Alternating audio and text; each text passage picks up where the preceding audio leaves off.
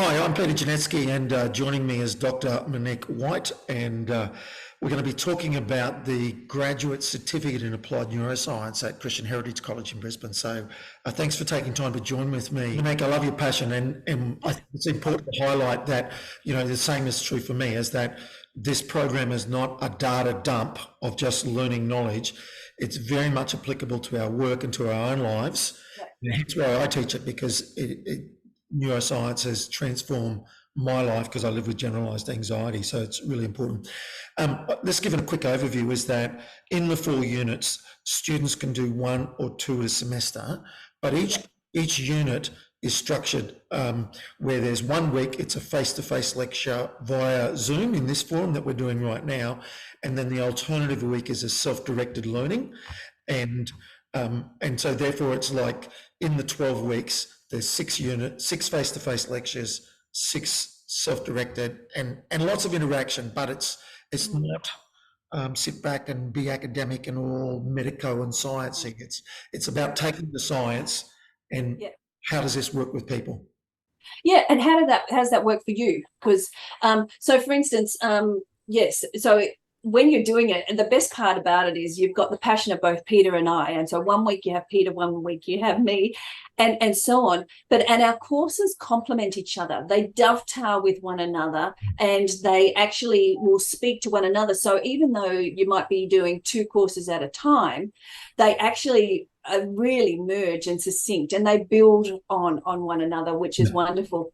And even in the courses, what I would normally do is just give you an introduction and then take you through different elements of the course. Now, the way I built it up is that if I'm not interested in it, I don't include it. So, for instance, if a reading or a video or anything doesn't capture me in the first few minutes, then I know it's not going to capture anybody else. So I just make sure that everything that I include is something that's going to really speak to us, or speak to what practitioners or educators and so on will actually need, whether they can apply it to their life, to their professional life, or even to their personal life.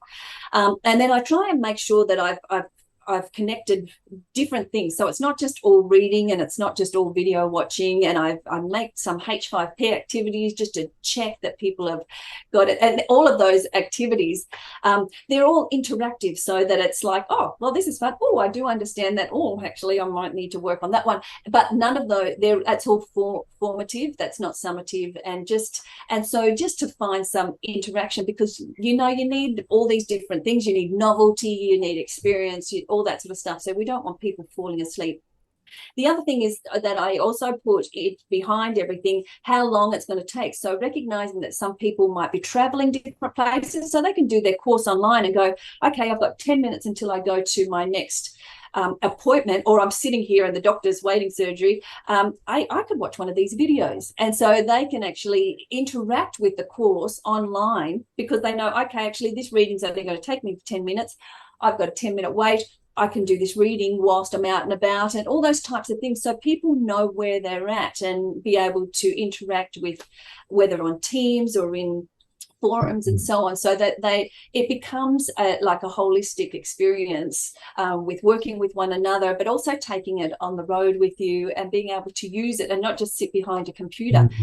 Even some of the videos that they can just put on their phone, and they can listen to while they go for a walk in the afternoon and so on. So it's online learning is completely different these days to what it was. Accessible, isn't it? So it can become that place where you can actually use it, and in all different places and so on. So so I've really tried to make it so it's not boring, but about really something that is worthwhile for life, no matter where they go.